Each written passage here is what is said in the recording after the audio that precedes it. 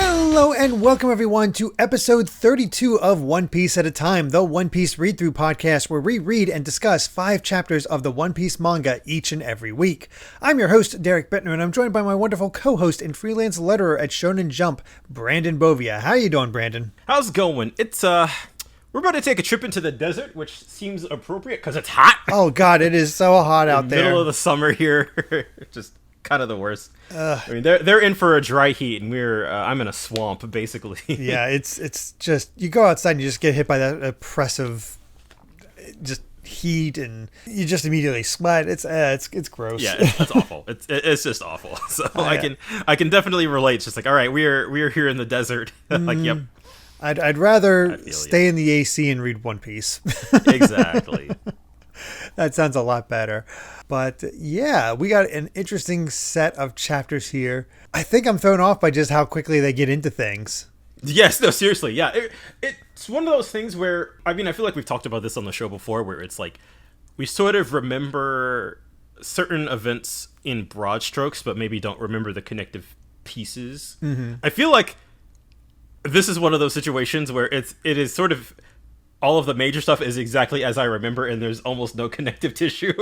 Yes. It's sort of like, oh, okay, no, we're just going from thing to thing to thing. Like, all right, cool. We're just getting into it. Yeah, that's where I'm at right now, because I remember the key points of Alabasta, but all the connective tissue, like, nope, I completely forgot. And, well, let's begin with chapter 156, Oh Come My Ways Day. Oh Come My Ways Day. Way days. Jeez.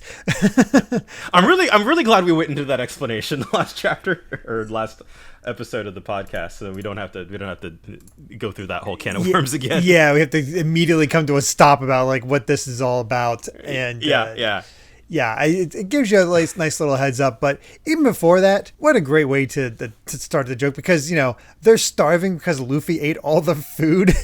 And then he ate all the bait.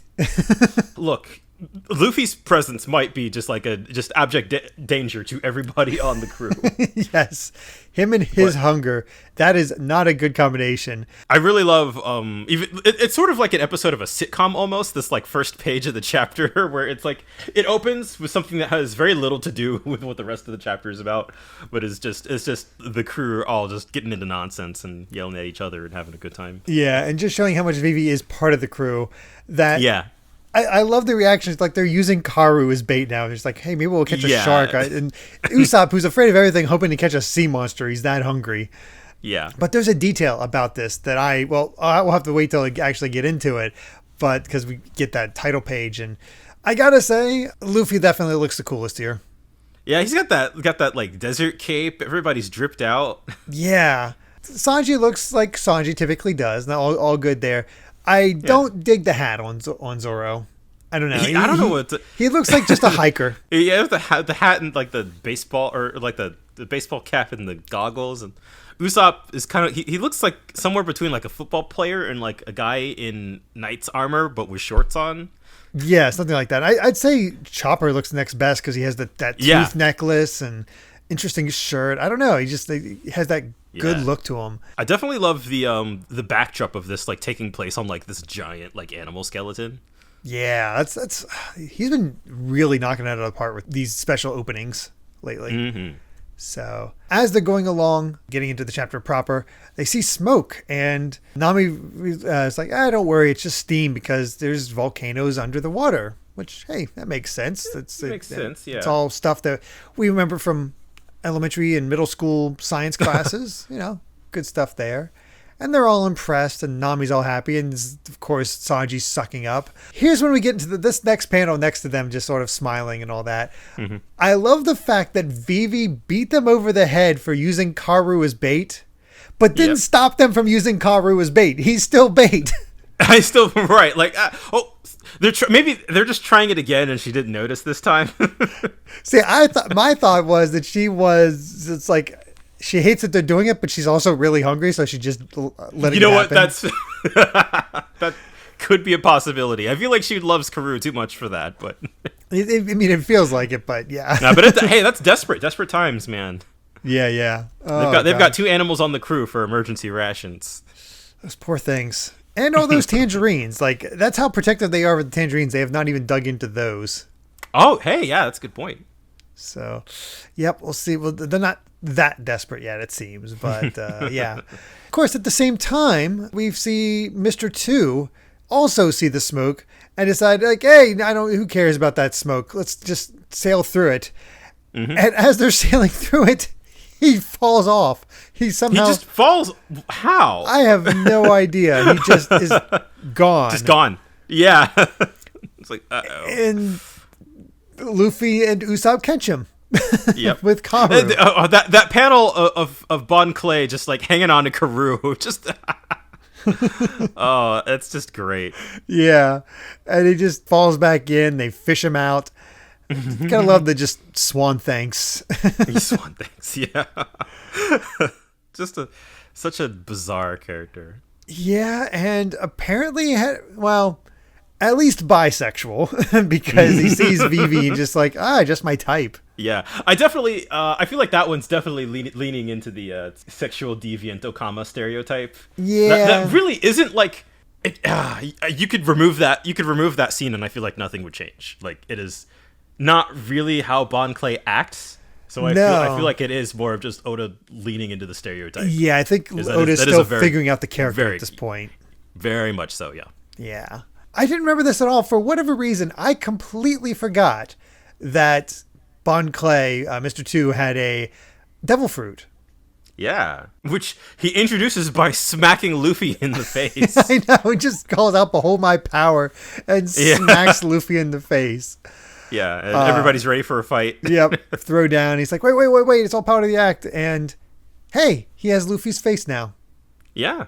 So that's the clone fruit. Yeah, the clone fruit. With a swipe of his left hand, he's back to normal, but with his right hand, he can touch their face and mimic what they look like. So he gets Usopp. He gets Zoro, which is just the most ridiculous face. It just looks very cursed. I know. We get this very evil-looking Chopper. And then he gets Nami. And of course, he decides to use Nami to show that it includes his body changes as well. Yes, of course. Which I'm surprised Luffy is even sort of surprised by that, seeing a pair of boobs in his face. Right. That is also, I feel like, just a wee bit out of character for him. Yeah, a little bit that he's just like, perturbed by that, Yeah. And the fact that even Chopper, who should be very clinical about this thing, is also thrown off by it. Of course, the only one not here that would definitely be thrown off and be like, oh my God, about it is Sanji missed the whole thing. Yeah, Sanji somehow is not here for all of this. And they keep asking him for tricks and, again, you got this trio that are just easily entertained, Luffy, Usopp, and Chopper. Yeah, they are really like the one brain cell trio of this crew. Yeah, like they like just between this and I think the previous chapter, like they just get up to shenanigans. Mm-hmm. I gotta ask, because one of the other big things is that anytime he touches a face, he can always remember it. It's his forever, and he's going through showing examples, and one of them is Cobra, which they don't make special mention of yet. It just gets a little what? Yeah, Vivi notices from Vivi. Yeah, and I did you pick up on that when you first read it? Oh yeah, immediately. Yeah. I was like, hey, wait a minute, and then seeing Vivi's reaction, it makes that very explicit. Yeah. So, and I guess it's sort of a cool little thing because we only saw Cobra for like he was in one panel back in the Drum Island flashback like 10 chapters ago. Yes, something like that. So, I forget how many chapters ago it was, but there was that flashback, but also it's the chapter before where he's like, we are grateful. Oh yeah, you're right. I'm an idiot. Yeah. Oh no, it's fine. It's fine. They become quick friends with Mr. 2. They're not weirded out by him at all, and they're all dancing together. Yeah, this ain't no laughing joke. And dancing. Yep. And his boat comes, and it's like, too bad, I'm ready to go. But don't be sad. Every voyage must come to an end. Just remember one thing. Friendship is not determined by how much time you spent together. What a great panel. Right? It's just so good. It's the way this character just kind of comes in. Well, of course, we all know. It's right here when Bon Clay is sort of like rescued by his crew. And, there's like, aye, Mr. 2 Bon Clay. And then the whole crew's like, excuse me? What? And it's like, That was Mr. 2? It's like, you didn't know what he looked like? No, I've never encountered Mr. 1 or Mr. 2 before. I didn't even know what their powers were. I'd only heard rumors. They say he wears makeup and talks like a girl and wears a swan coat. Are you blind? Yeah, it's just like, of course, yeah, I feel like this is a running joke, so I feel like I should be, and it is funny. Like, yeah. Don't get me wrong, but I feel like it is definitely one of those, like, convenient that Vivi is kind of dumb.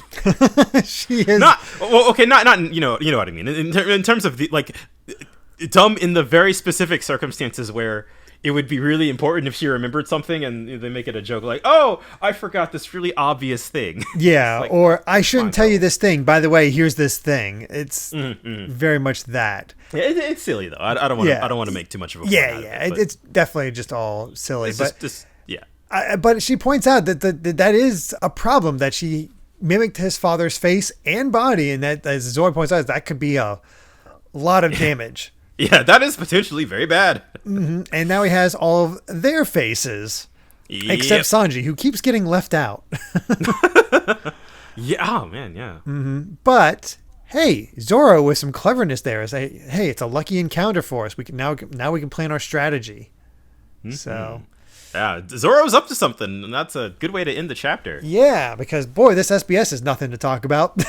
Yeah, just a lot of gags. A lot of gags, that one. Definitely a lot of gags, but man, I love that proper introduction to. That was such a fun. It's such a fun, breezy chapter. Like, just again setting up one of the villains that we had been foreshadowed a little bit earlier. But yeah, like, and how could you? One of those examples of not holding off a devil fruit power, like, what's that all about? And yeah, just sort of, I feel like especially for the characters who feel like they're really proud of it, or they're just like, this is my power and I'll explain how it works to you, you know, like, it makes sense for him. It could come off as clunky for some characters, but I think for a very flamboyant character like Bon Clay, it is completely natural. Oh yeah, he definitely wants to show it off. Yeah, but let's get to another flashy character with chapter 157. Ace arrives. And hey, we're back to Django's dance heaven, not paradise. Not paradise when there's pirates attacking. And yeah, we got the tulips. Like, Full Body might have been taking care of them, but they've taken a hostage. And things aren't looking good. How will you react, Mr. Full Body? Yeah, what will Full Body do? Well, that's about it. Like, there's really not much else to comment on. Instead, let's meet a sea cat. Yeah, just right off the bat. I definitely love how these past couple of chapters you're just right in. Like, they're traveling to Alabasta, so like you sort of get these just random peeks at what the journey has been like for them. Yeah, I also love that this sea monster somehow has an earring. Somehow has an earring. It's based on like the lucky cat. The lucky cat thing from Japan. Yeah, it's just like, okay, yep. It's just right off the bat. And Usopp has a friend to freak out with him now and get to be afraid of things. Yes, of course. But I also love Zoro and Luffy, just food. That's all I care. Our first meal. Luffy has gone without food for 4 days. Yep. That is, the crazy eyes make sense for him. Yeah. Oh man. Yeah. He's having a rough one. They just sail away because the sea monster doesn't actually do anything, doesn't attack. He just sort of shows up, and they want to go back, but it's like, I don't even know where Vivi got the metal bat, the spike bat, because she smacks all three of them. and I love the way that all three of them just like slam into the ship. It's those goofy faces. Yeah. Apparently, the sea cat is a sacred animal in Alabasta. Mm-hmm. Chopper's now kind of impressed while Usopp's still shaking. But of course, actually talking about a half-true story about, fighting a sea monster in the calm belt. And of course, having Chopper being so impressionable that he believes it. Yes, of course. Finally, somebody to believe all of Usopp's lies. Yes. This poor impressionable child. Mm-hmm. And I do love this, like, Luffy's sad, but Vivi's just like, yeah, you'll have plenty to eat soon. Really, what kind of cat's going to appear next? It's like, jeez. Wow, he's ready to eat a cat. That is some hunger. That's when they realize that behind them are a ton of ships marked with Baroque Works. Yeah. Signs that the agents are gathering. And these are the billions. At least so 200 this is like men. they're getting close to Alabasta, basically. Yeah. What strikes me as odd, especially for this organization, is that they're a secret organization, but they have to have that branding all the time. Right, yeah. Like, you know that they are Baroque Works, so the secret is not very secret. No, it really isn't. But it's like, okay, like, let's not waste our time. They're getting in here, but we have to get the real target. And that's when we see their plan to sort of protect against Mr. 2. Each of them has this band around their arm that he can't mimic. They'll be able to tell who's who. And it's just sort of a sign. It's like, okay, like, it's a prep. They're prepping. They're like, we got this preparation. We know what's going. We're going to dock here, get some food. And I love this. Chopper's just like, what am I supposed to do? Whatever you can. Yeah. And run away, it's okay. It's still good advice. Yeah. And then, that spread of all of them doing the fist bump in the center. Yeah, that's a this really feels one. This feels like such a, like, all right, now this arc is getting underway, like, for serious. Yeah. I also we're in it. Wanted to bring up outfits a little bit. It's particularly with Nami and Vivi in this panel, because I noticed that Nami is wearing her classic skirt. Oh yeah, I like that they different top. Yeah, I like that aspect where it's like she still has those old clothes and she just rotates through them kind of realistically. That's kind of a cool detail.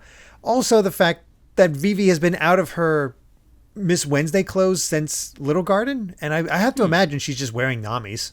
Yeah, I was about to say the same thing. I was like, she probably got them from Nami. Even Karu got a little wrap around his arm, so that's cool. Yeah, everybody's part of the crew. I also just love the cute panel at the bottom there where you just see Vivi happily clenching onto her wrists. Like, it's like, yeah, they're good friends. It's nice. Yeah. Oh, and the little detail that, like, everybody's doing, like, the little fist bump, and they got a little box for Chopper to stand on, so he's not as short. Oh yeah, I missed Even that. though he could transform, but he could, but he's natural in his little cute form.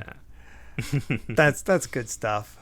Yeah. But yeah, we're back in Nanohana after that pirate attack that Crocodile took care of, and look who's back, Smoker. Yeah. Oh yeah. Smoker has arrived in Alabasta along with Tashigi, and they receive a report that somebody's dead. Yeah, somebody just dropped dead. Apparently, he was talking to the proprietor and just keeled over, some unknown traveler, and he might have eaten a desert strawberry, which is a poisonous spider that looks just like a strawberry, but if you accidentally eat it, a few days later you'll suddenly collapse. Okay, that's terrifying, but I also love that I have to imagine you knew right away that this guy was Ace just from that. Oh yeah, of course.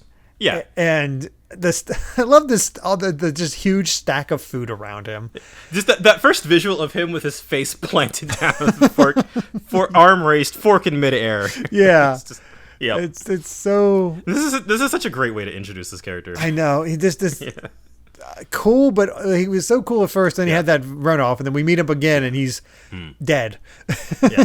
Dead in food. I do want to acknowledge his tattoo for a second, because we do have the little editor's note, because it's the manji, which is sort of a Japanese kind of Buddhist symbol, but then, it also has it internationally kind of associated with Nazis. Not a good thing. Yeah. Oda actually retcons this in the manga itself. Oh really? I don't remember when. I think probably at some point after this arc, he turns it into a plus sign. Oh, okay. Yeah, and I think the anime goes ahead and makes that change, but in the manga, I guess the manga makes the anime's change a little bit later on, probably because they realize, like, internationally, you could say it's a manji all you want, but it's just it's a can of worms. Yeah, it's the first time you see it and all that stuff, and I mean, this is the second time we've had that editor's note. Yeah, involve the Arlong pirates. Oh wait, did they have it too? Yeah, one of them had it there too. Back then. Oh my god, yeah, you're right. Yeah. Honestly, I'm so used to that editor's note at this point with the manju that when you said you wanted to talk about the tattoo, I thought you were talking about the one on his arm where he went to have a tattoo of his name on his arm, but they spelled it wrong, so they just crossed out the S and put in the SCE.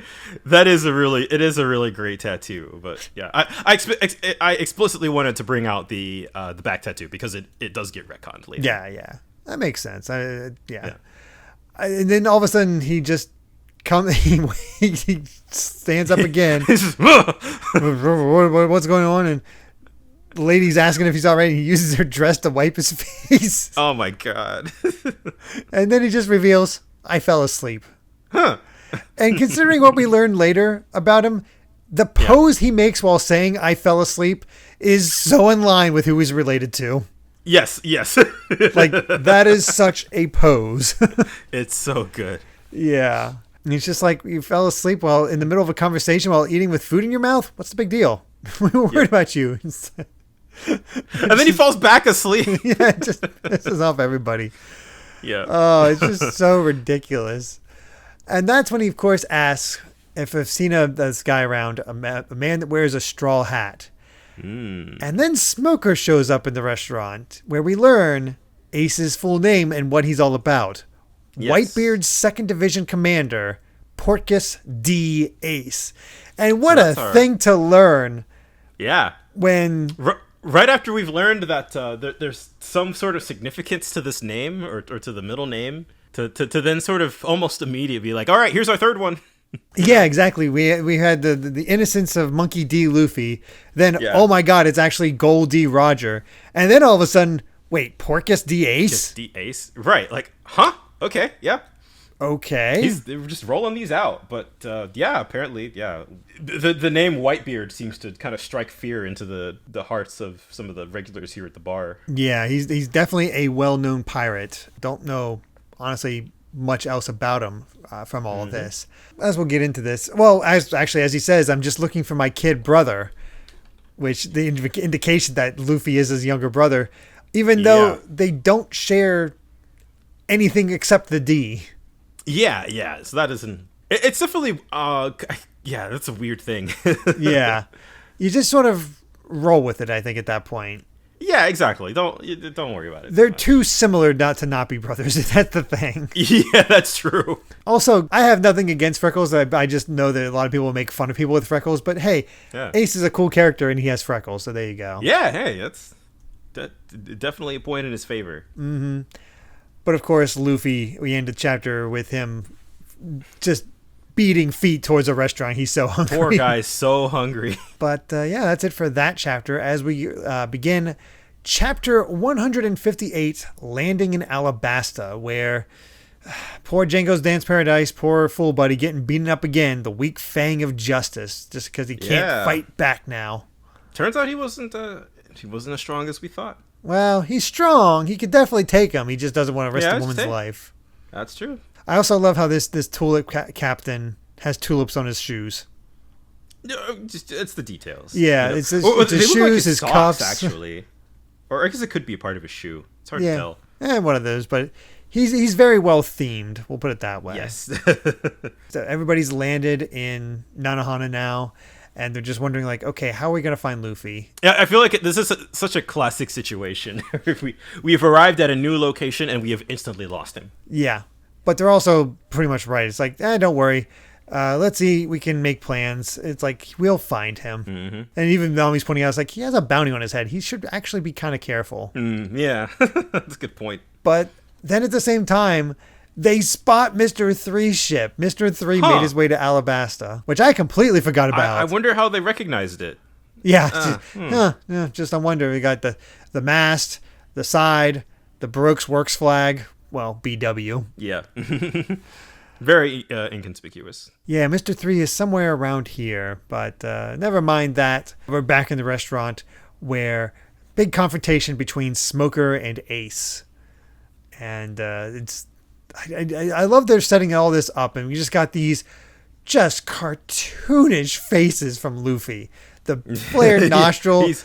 Yeah. Oh man. He looks like one of those classic, like, messed up roadster racer cartoons in when he finds the restaurant. Yeah. Interested at first with this conversation between Smoker and Ace, where he's like, well, at first Smoker's like, I'm looking for another pirate, but also, like, give yourself up. Yeah, exactly. It's like, I'm not really interested in you, but hey, I'll take advantage of this. Yep. Ace is just like, can't we get along? But Luffy gum rockets into the building, which brings up an interesting point here. It might just be for comedy, but the rocket actually hits Smoker. It doesn't seem like Smoker is incorporeal at all times. He has to actively think about it during fights. I think so, yeah. Because he just got caught from behind. Yes, and as we'll see later for Ace, which I believe we can presume works the same way as Smoker, works on him too. Like, you catch them off guard, you can actually hit them. Right, yeah, because, like, Luffy launches himself into Smoker, who is launched into Ace. Yeah. Yeah, so it feels like the element of surprise might actually work on folks with these types of devil fruits. Assassination, that's I guess that's a good method with these types. Yeah, and I love the second Luffy goes into this restaurant, he's completely doesn't notice. I love the just like cartoon just walls that it got knocked into. But Luffy just sits down and is like, food. Yeah, exactly. They're telling him to run. He's like, I don't care, give me food. And you see all the walls that Ace got sent through. So good. And he apologizes. And he's walking back through, and that's when he spots Luffy, but so does Smoker, who immediately goes on the attack, and Luffy's just shoving in food. He tries to bluster. He's like, so you finally showed up. And then Luffy completely, he's just stuffing his face. Like, he's like trying to remember. It's like, oh yeah, this guy, you're that smoke guy. And he's spitting out food all over him. Oh God. Just the complete disrespect. And he shovels in the rest of his food in his mouth and runs off. Yep. It's so good. And so Luffy's running off. Smoker's chasing after him. Ace is chasing after both of them. None of them paid. I feel like you could put like some Benny Hill music over the scene. Just totally. In terms of the complete chaos that is happening right now. And Tashigi, unsurprisingly, unable to stop Luffy, who just sort of jumps over her and bounds over buildings, and he's gone. Yep. Smoker's like, get everybody in here. I want them all. And he's just... like, Luffy's just trying to stay as far ahead as he can as he's using that White Snake attack. Yeah. Oh, my God. Which, again, I like Smoker at this point because he's just like, he's an enemy that Luffy can't really beat. Yeah, and the fact that, like, he's come back again so soon. I mean, we last saw him, like, 50 chapters ago. Well, which I guess isn't that, it's not that It hasn't short, been but, too like, long, but several arcs have gone by and are, like, the same length as several arcs as well, and he's back. Yeah, exactly. You really sort of get the feeling that like he's still a threat, and he's, I don't know. He feels kind of like, this feels like a very like Zirigata and Lupin the Third. Yes, kind of that relationship between these two right now. That's a good way to put it. But I mean, in the meantime, on the outskirts, Nami and Vivi got some new clothes. I don't know why they let Sanji pick their clothes, and why they're just, despite their complaints, they're just like, oh, well, just roll with it. I mean, Nami really likes them, why. But it's like, how are we going to be inconspicuous when we're, dressed like dancers? Mm-hmm. So it's like, dancers are common people. That's just, I can't. I feel like you could really replace Sanji with Oda in this scene. Yeah, kind of. I mean, to be fair, they're not that bad. It's fine. Yeah. Compared to how it gets later, yeah, what, I've seen it later. I can't complain. This is mild. I think I take more issue with just the idea that Sanji would be the one entrusted with this in the first place, but yeah. But hey, everybody has an outfit change. Although, as he points out, the others do kind of look like thieves. They do. Especially Zoro. Yeah, I love the little vest that Chopper's got going on. I'm not sure. It's a little like Aladdin, but it looks good. But the poor guy is dealing with all the perfumes. Yeah, that's just overwhelming his nose. Poor Nami. Poor Chopper with Nami teasing him with the perfume. Yeah. I love, of course, like, Sanji's in full simp mode at this point. I love Zoro just taking a swig. What a fool. Yeah, of course, setting him off, but he's not wrong. Yeah. But we also have our plan here. We got the supplies, and now we have to stop the rebels. So we're going to go to their base and find their leader. It's in an oasis known as Yuba. So we have our next destination. But as she's relaying the rest of the plan, Zoro spots the Navy because, well, they're all chasing Luffy. And, I mean, hey, he was right. He was like, if things get loud, we'll know where Luffy is. And then Luffy spots the rest and leads the Navy right to... Luffy. But then we get the demonstration of Ace's powers with his sun flare. This is so freaking cool. We never hear the name of his fruit, his devil fruit, but obviously it's a fire fruit or something like that. Yeah, well, he says, he's like, you may be smoke, but I'm fire. Yeah. Yeah. And, okay, that's a cool power. Oh, yeah. Fire powers are always cool. cool. Yeah. Always cool. And it's like, nice to have this little matchup here. And got the reaction from Luffy. He's like, Ace? Like, he does recognize him. And yeah. It's good stuff. Like it's again to have this just taken care of so quickly after this mysterious introduction of Ace. I'm not used to it. I'm used to longer payoffs, setup and payoffs. Yeah, no. It feels so much like talking about this batch of chapters as a whole. Like Ace leaves like as soon as he's introduced, basically. Yeah, kinda. Yeah, and I know. I remember in the anime he sticks around for a little longer for some filler episodes, but. Yeah, that threw me off. I was like, wait, he leaves already? Because we'll get to it when we get to it. But yeah, I'm so used to him just sticking around because I think they realized he was just that popular of a character. Right, yeah. You can't. And it's sort of, I feel like for as long as we've been with Luffy at this point, you really don't know that much about him, like in terms of his past. So just you never would have really assumed that he had a brother.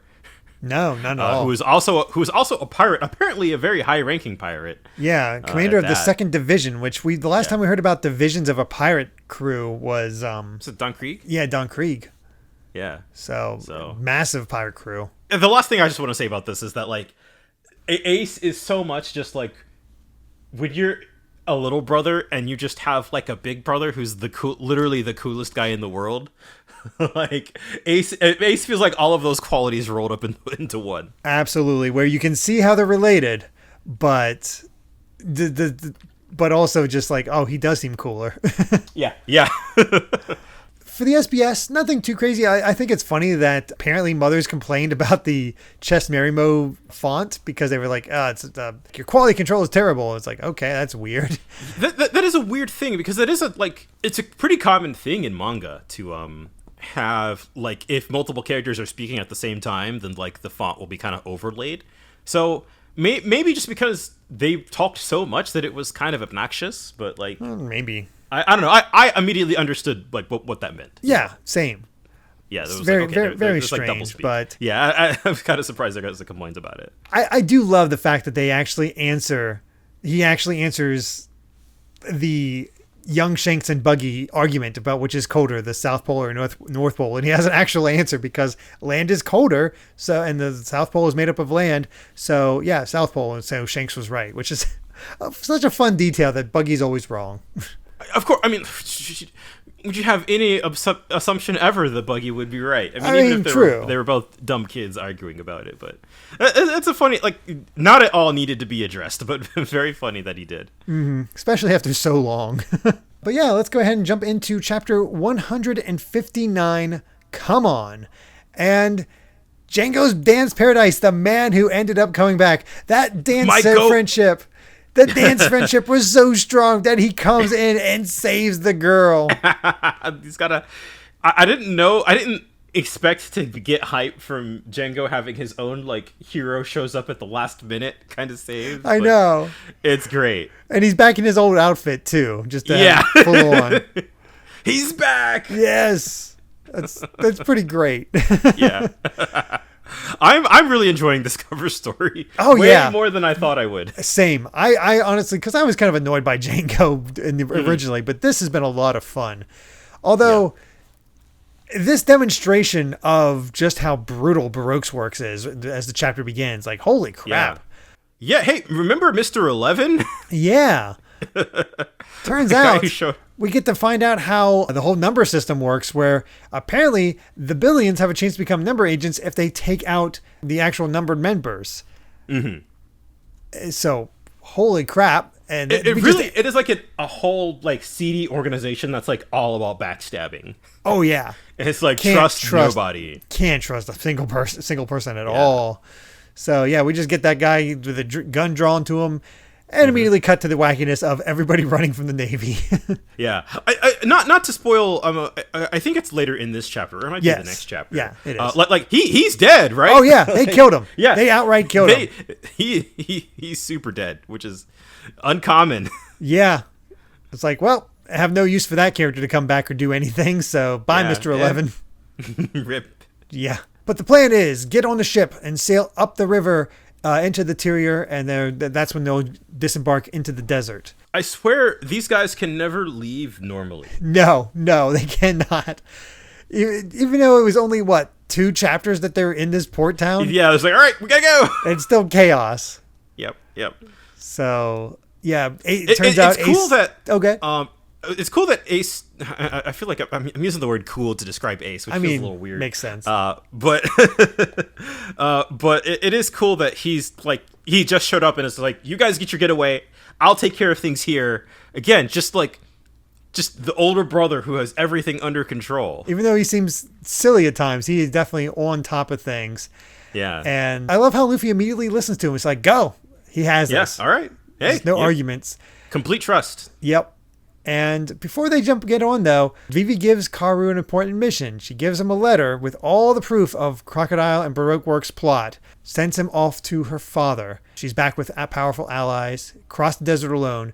But hey, here's some water. Drink it sparingly as you're going through the desert, and let us know there's hope. And Karu goes off slurping the water.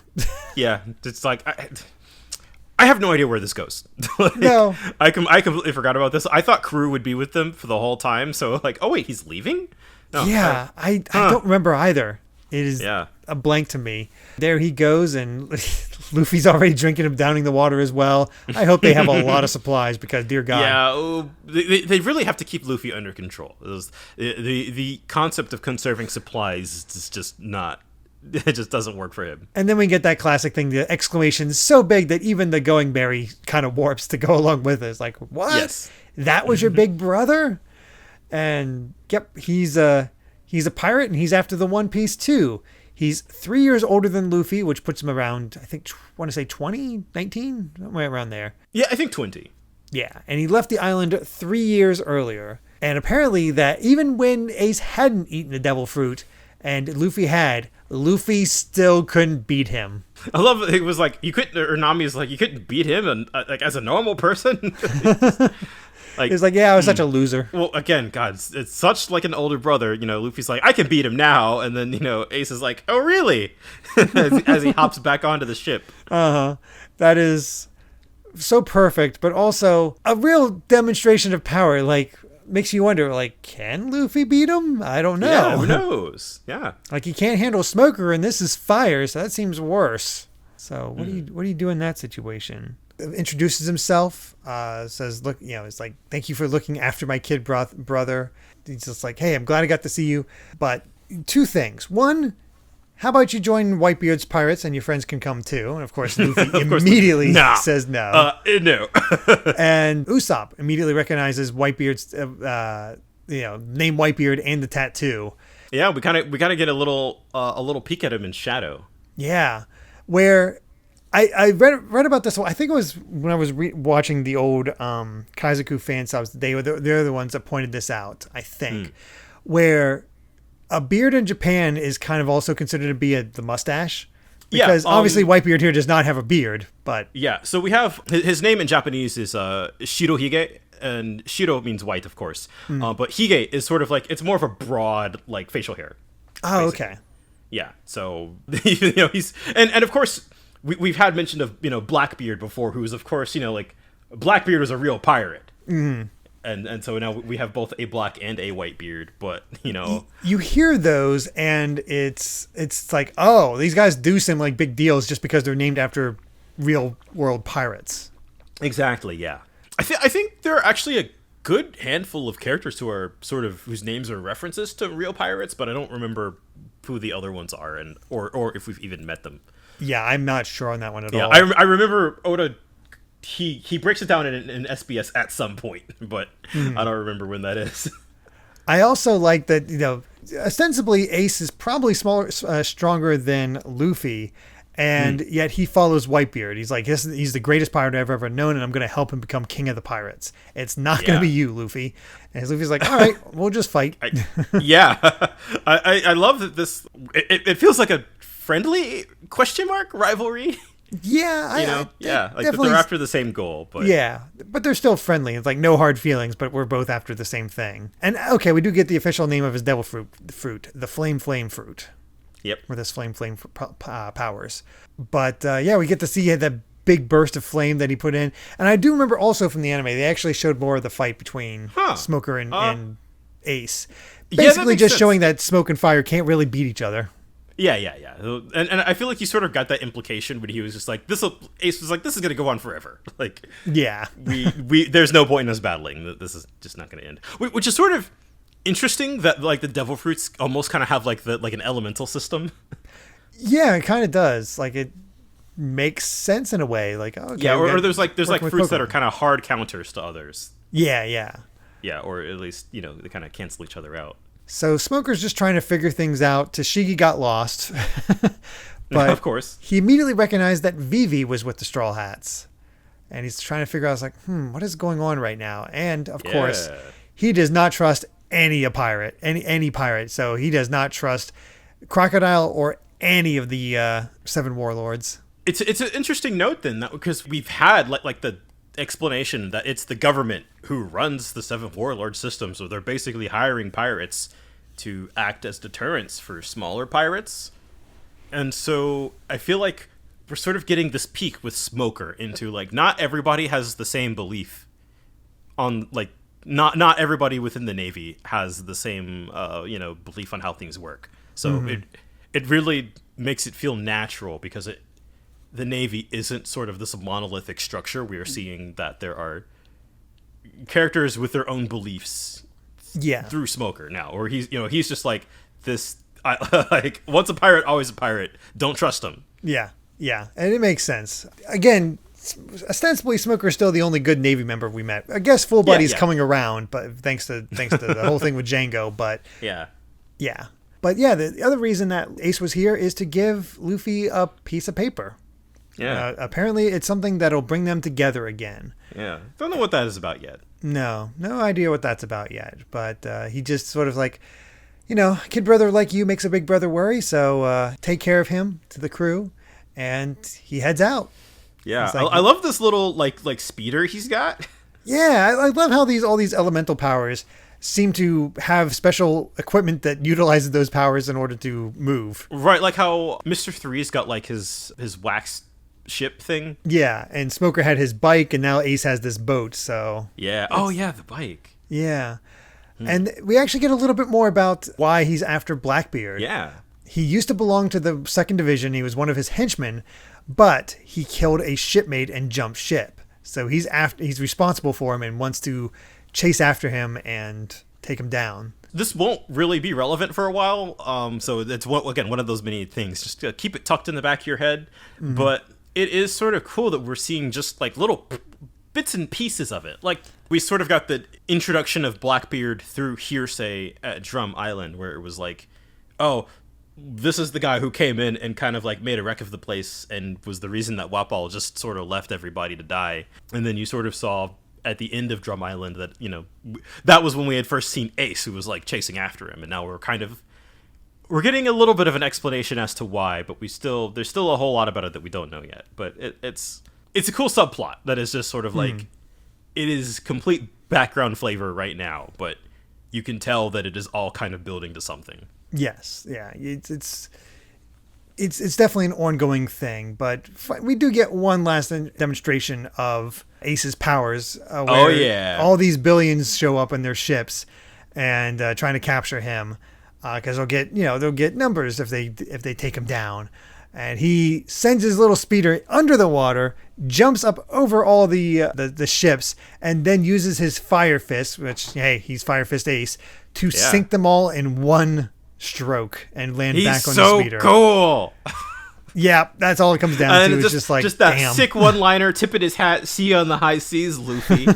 He's just the little like fire impossibly on there. Cool. Like no wonder the anime had him stick around.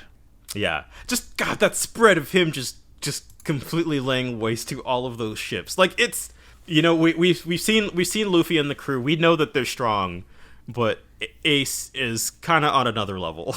Yeah, absolutely. Yeah. Absolutely. So, time for something a little different as we jump into chapter 160, Spider's Cafe at 8 o'clock, where we This was such a fascinating chapter. Yeah, where we actually get to see all of the agents, all the numbered the top 5 agents, not all the top 6. Yeah, we're seeing more of them. Right away, that's interesting just to like get that full page spread, especially of the ones we haven't met yet. Yeah. That's a good take. Yep, we got that piece of paper. Nami being a good girl and always again the trust between him and Nami and Luffy, where it's like here's my hat. She sews the paper into it for him, and because that is the safest place to put it for him. Yeah, I kind of forgot that that's where he kept it, which makes sense. Yeah, it definitely makes sense. So they give Luffy his change of clothes so he can be properly ready for the desert. Gosh, that just sounds hot. It's over 120 degrees. Like, oh gosh. Oof. And yeah, I love Luffy asks, like, how come you guys get to wear cool clothes and I don't? We'll be covered up. And Sanji's just like, no. No, you had a chapter, buddy. You had one. Enjoyed it while you could. But yeah, the river's huge, as we can see, the Sandora River. And we get this nice little map thanks to Vivi. I feel like this was sort of the point where I was like, oh yeah, Alabasta's huge. Oh yeah, like, we're only getting a small taste of it. way bigger than anything up to now. And I just like, you really start to feel the scale of what the story arc is trying to do. Yeah, I remember distinctly because just, again, the sense of scale for this arc, in the anime at least, they would constantly refer back to this map. And show where the anime loves that. Oh yeah, it's like, okay, here's where everybody is. This is where it's all going, which honestly is kind of handy. Especially, God, so some of the area layouts later in the manga feel like they're like multi-layered, like Zelda dungeons. Oh my God! So just like, oh, I'm glad we have maps. I cannot keep track of where everybody is. It's like a D&D campaign. Here you are. Here's the party. Mm-hmm. Yep. We constantly split the party, so it is D&D. Yeah. Makes sense why they made Pirate Warriors games. Yeah. And I love this a very interesting reaction here from Vivi. It's like, okay, we're heading to this Yuba Oasis. That's where we find a leader of the rebels. It's like, yeah, we're going to kick his butt. No! Yeah. It's like we're trying to stop the conflict. Yes. We're going to reason with him. You'll see when we get to Yuba just what Baroque Works has done to this country. So just that impassioned plea once again is I'll stop them. I'll stop the senseless violence and have not let them have their way. And it just impresses upon everyone like, all right, let's do it.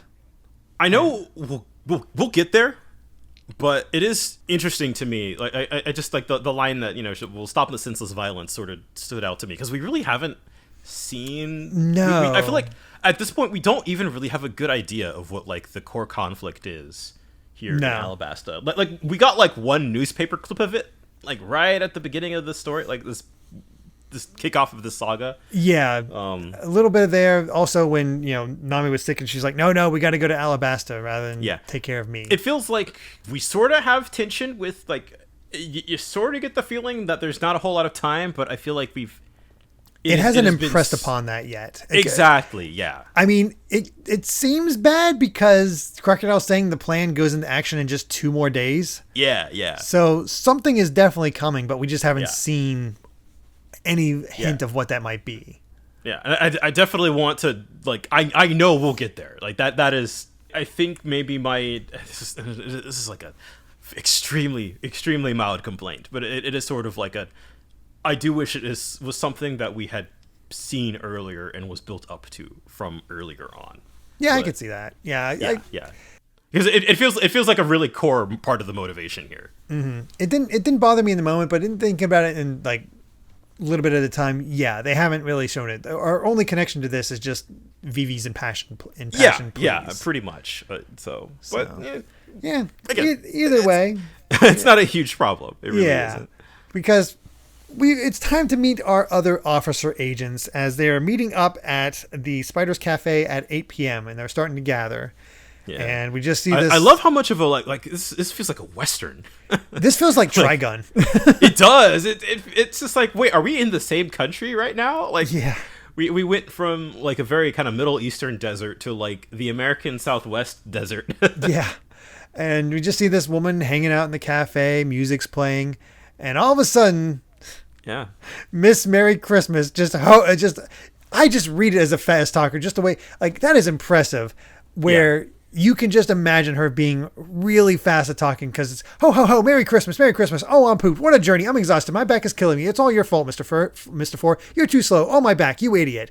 It's just like, it's an old Miss Biddy Merry Christmas character. she's that aunt that you see at family gatherings, like Christmas. You see her once a year, and you're just like, oh, God. Yeah. She is totally that. Yeah. And it's almost like Mr. Four is the put upon son. Yeah, it's like, okay, sorry. I'm sorry. And just even I had to flip to the next page about that. Yeah. So good. Yeah. Apparently this woman that the proprietor is named Pola. I completely forgot about this character. Yeah. I did too. Yeah, I was like, who? What? Yeah. And just this Merry Christmas was just I don't want it too hot. I want to be able to drink it right away. Hurry it up now. Bring it out. Bring it. You see. Yeah, but it's just like, and of course, Pola is so used to it. You can tell. Just like, yeah, okay. Yeah, whatever. It's like, how's work? It's like, yeah, again, really has that Christmas family gathering thing. Oh, yeah, it does. Yeah, and you can, I feel like you can really tell the kind of cadence that she speaks with, or that Miss Merry Christmas speaks with, like the way that she, like that fast action that she gulps down her drink. Yeah. Yeah. She's just like, I'm impressed how well she is characterized, where you just like, oh, she is this type of character. You know exactly what she's about, and it's so effective. And then we go from that to her going like, why do I hear boss music? It's just undo Allah. This little song. This world is made for men and women, but when you're me, you're a man and a woman. That's why I'm the strongest. The strongest. Oh yes, I am the strongest. Oh, come my way. Just the way that I was crying for like 5 minutes at these couple pages, because it's just it is just the most just bonkers entrance. I'm just amazed by it. It's so good. Bon Clay has his whole crew going in on it. Yeah. Oh, I love it. It reminds me so much of Sylvando from Dragon Quest XI. Yeah. Even though Sylvando was way after. Yeah. It doesn't exactly fall into this stereotype, but it's very much the whole dancing aspect. Yeah. Oh, yeah. And he wants an octopus parfait. That's gross. Yeah. He's excited to finally meet Mr. One and his partner. Oh, before we moved on, I do want to point out like that Bon Clay and Miss Merry Christmas have this kind of like they don't get along. Oh no. And I kind of love seeing even high up in this organization that they're just kind of at each other's throats. Yeah, again, nobody gets along in this organization, I swear. Feels like a family gathering. Oh, yes. Even that weird uncle who's hanging out outside spying. Yeah. Mr. Yeah, I loved that kind of tease here, there at the beginning, like, oh, Mr. Three's here. You're just kind of like, well, okay, they acknowledged that, and then it's like, okay, what about that then? And here he is, he's sneaking in. Because at this point, he's basically like, he's kicked out. He's supposed to be dead. Oh yeah, they want him dead, so this is not great for him. But night's falling, and Mr. Two's so bored he's just gonna keep twirling, which annoys Merry Christmas, of course, which gets into a fight. And hey, we get the introduction of a cool character who gets to remain a cool character. Oh yeah, Mr. One with the longest damn fingers. Oh yeah. I forgot how huge his God, it looks so weird now. Yeah, it does. There's that perspective. He's just coming in here. It's like, you all seem to be getting along. Don't waste your strength in pointless fellowship. Like, yeah, we don't talk to each other. This is, being partners is worthless. Yeah. And it's interesting that they're so at each other's throats that like Mr. One just like offs like all of Bon Clay's henchmen. Yeah, he doesn't kill them, but he just beats them all up, and that immediately upsets Mr. Two. And they just go into a fight. Yeah, it does show Mr. Two is all about that friendship. Yeah. Which is sort of God, it was such a fascinating, like, villain. Mm-hmm. Also, very interesting panel that Miss Merry Christmas points out that he gets kicked. Mr. One gets kicked through a wall, but the way the pieces all pop out and it's a perfect circle is so different from what we saw with Ace in Smoker earlier. Yeah, and even, it is very specific. Yeah. So we even get this little there's something up with this dude. He's ready for it, and it's finally like, no, Mr. One, let's calm down. And that's when he says Miss Doublefinger. It's like, oh, okay, yep. So Pola, she's an agent too. Yeah, is also an agent. This is our Miss Doublefinger. So yeah, we have properly. I thought they were supposed to be holidays. Yeah, I have still not looked that up yet about what all their holidays are supposed to be, but whatever. Okay. But yeah, it's 8:00. All the agents are here. And our orders are to go to Rain Base, the town of dreams, where we're finally going to meet the boss. Oh boy, man, things are just heating up here, and that's where the chapter ends. Yeah, that's all we get. That's I want to see more. It really is just, okay, let's take care of this Ace subplot, show that Smoker is here, and have a basic idea for where the Straw Hats need to go, and then have the agents gather. So. Yeah. Ostensibly, not a lot happens, but it's good setup. I feel, even though, we're in the setup, like, there's so much forward momentum. It feels like things are constantly happening, moving from one thing to the next. Like, we're never in the same place for too long. We're still in the build-up phase, and I'm just eating it all up. Like, give it to me.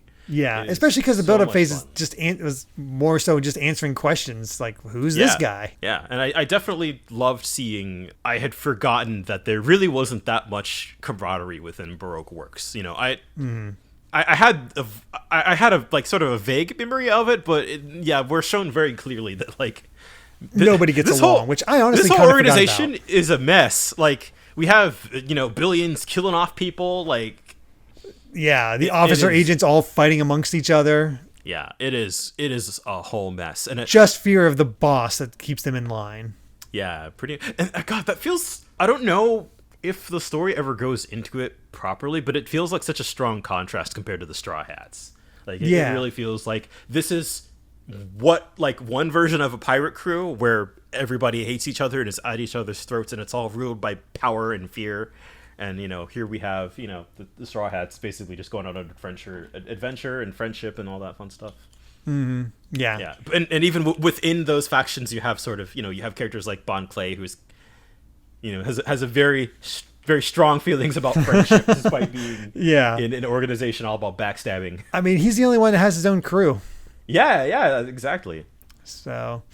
very, very interesting there, and a fun start to the Alabasta arc. Oh. And I don't exactly know what we're getting into. I assume by the next 5 chapters we'll properly meet this rebel leader and see what that's all about. But a lot of the rebel stuff, I know that it's there, but I remember very little about it. Same. And honestly, I mean, it's definitely going to throw me off because I forgot that there was even filler in Alabasta. I had no idea. I was like, oh, it's in Alabasta. Right, of course, there's stuff. Right, so you don't remember what parts are filler and what's not. Exactly. So it's going to be tricky. We'll find out. But I think with that, I believe we've said all we wanted to say about chapters 156 to 160 of One Piece. Thank you so much for listening, and you can find more of my ramblings and stream VODs over at BitNerd Games on YouTube or BitNerd with an underscore at the end on Twitter. And Brandon, where can everyone find you at? I'm at Brandon Bovia on Twitter. You know what? I'm going to be tweeting about Xenoblade 3. I can't. I can't even make the usual spiel. No spoilers. You got to avoid spoilers. But I can't even make the usual spiel. Like, I talk about my job. I was like, no, I really don't. No. I mean, that's going to be me. I'm going to be playing as much Xenoblade as I can. God, I'm looking forward to that. So enjoy the game. I don't want to get. Mm-hmm. Yeah, and hey, if you're more interested, haven't picked up Xenoblade yet, and are interested in the series, I do have a retrospective over on Good Vibes Gaming. You can check that out. Watch it; it's great. I learned a lot. Thank you. It's fun stuff, and I guess that's really about it. If you'd like to help us out more, you can support the podcast over at patreon.com/Derek Bittner. That's DERRICKBITNER to listen to the next episode 3 days early. And make sure to return next time as we discuss chapters 161 to 165 of One Piece. Until then, my friends, bye. remember to take life one piece at a time.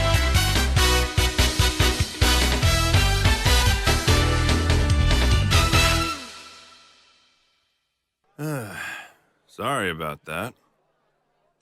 Fell asleep. You were asleep! That doesn't make sense! You were right in the middle of a conversation! And now you're just eating like nothing happened?